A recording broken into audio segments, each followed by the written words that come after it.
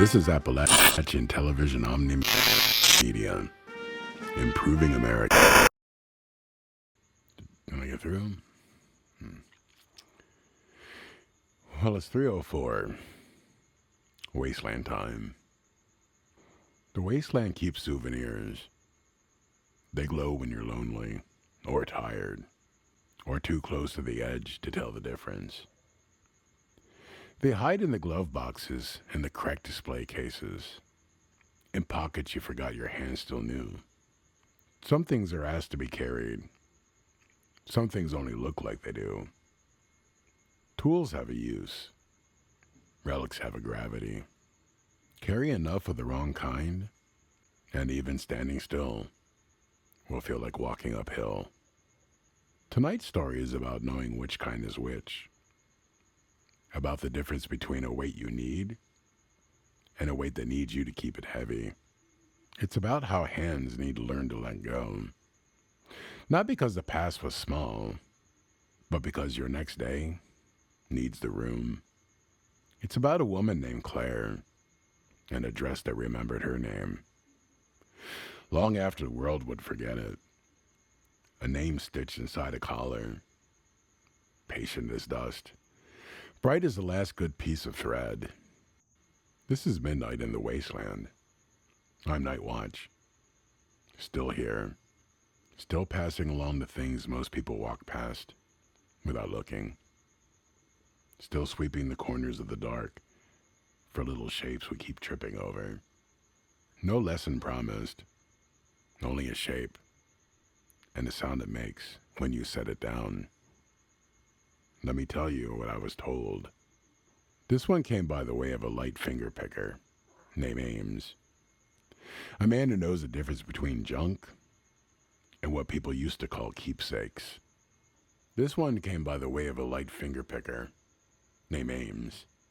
A man who knows the difference between junk and what people used to call keepsakes. He was working the husks west of Morgantown when he found the storefront. Half swallowed by vine, letters missing from the sign, windows powdered to glitter. Inside, the mannequins were a small army of broken necks. Glass underfoot made every step sound like a bad idea. Dresses crumbled on their hangers, silk turned to ash. Lace to breath.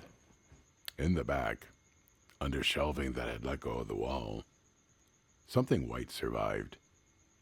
Not new white, memory white. A dress folded once, and then forgotten by time. Ames was counting the caps it might bring when he heard her in the doorway. The small scrape a careful walker makes when she wasn't sure if she was allowed in. Claire. He didn't know her name yet. Just saw the skin to make strangers look away. The careful hands of someone who has learned to touch without breaking what's left. She didn't ask permission. She didn't ask prices. She just stepped past him like a person invited to her own house. Knelt in the dust. Lifted the folded dress the way you lift a sleeping child. Yellowed. Torn along the hem. A line of lace still holding its breath. She turned the collar. There, stitched in tidy letters that had waited a very, very long time, was a name. Claire. Ames said the room decided to be quiet then. Ran her fingers over the lace. Hands crackled and calloused. Hands that had learned how to lose things the hard way. He swore the smiles she smiled were without teeth. The old kind of smile a mirror used to recognize.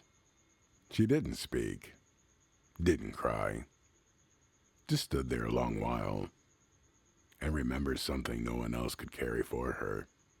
Before the bombs, she'd work a cafe near the tracks, saved caps, planned a wedding with a boy who promised forever. The sirens arrived first. Forever went wherever promises go, when metal falls out of the sky. Claire survived. Some folks do. Radiation made a new country out of her skin and voice, and taught the world not to look too long. She wandered, hunted cans, traded odd jobs for a roof that didn't leak every time the weather changed its mind. And on a day when the road had nothing but dust to sell, she found her way to the ruined boutique and the dress that remembered her. Ames said she didn't take it, didn't even try it against her shoulder, just folded it again. Once, careful, like a truth that you don't want to crease, and set it on the counter, where Son still found the room. He thought that was the end of it, but some stories come back like the tide. He passed the shop again weeks later and found the floor swept. The dress wasn't on the counter. It was standing, stitched to a mannequin with thread the color of corn silk. Someone's neat mending, steadying the torn hem. Beside it, on a saucer, a plain band from the bottle cap hammered flat, shined with patience. Another day, a scrap of paper appeared on the mirror frame. A square of old receipt with a line in pencil, light as a held breath. For the life I meant. A seamstress from Grafton swears she walked in and found Claire there with a needle, working the back seam, small as rain. They didn't talk names. They talked stitches and how lace gives if you ask it just right. When the seam held, Claire tied off the thread, patted the mannequin's arm like it could feel praise, and left. A guard on the North Road says he's seen her once or twice at the window, standing where a bride should stand, looking out through what used to be the display, not at herself, but at the street, as if a car might still round the corner, wearing ribbons and good intentions. No one's seen her carry the dress. No one's seen her try it on. But people started leaving small things, the way you leave flowers when winter has an opinion. A coin polished thin, or a loop of clean ribbon tucked into the sleeve. From time to time, the dress moves, a little higher on the stand, a little straighter at the waist. Dust brushed off the lace, like a hand had just been there. Ames asked her once, caught her in the doorway, and offered to help her pack it, find a trunk, carry her wherever she was going. Claire shook her head. Not sad, not hard, just done. It belongs to the day, she said. Not to me. I already lived the part that lives in a pocket. He doesn't know where she sleeps. Doesn't know if she ever speaks to the boy in the picture she keeps in her coat. He only knows the dress stands where the sun can find it, and that sometimes, if you stand quiet, you can hear dust settle like applause that arrived too late. If you pass that way, and the light is kind, you might notice someone tucked a square of cloth under the mannequin's feet, white as the old world would allow, so the lace won't drink any more floor than it has to. And if you go looking for a moral, you won't find one on the price tag. There isn't a tag. There isn't a price. Just a dress, and a name in the collar, and the knowledge that not everything the past hands you belongs in your pack. Claire leaves it. The dress stays. Sometimes, the kindest thing that you can do with the weight that made you is to let it stand where the light knows your name. Not every past belongs in your pack. Some of it is lighter when you leave it standing in the sun. Some of it is truer when you stop asking it to be useful. Some of it needs a room to itself, so it can be remembered without owning you. Claire didn't take the dress.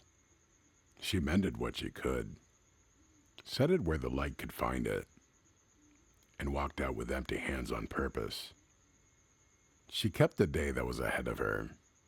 Food, quiet, breath, and let the day that never came stand where the window was kind. What lingers isn't how it ended. It's how easily it could be any of us.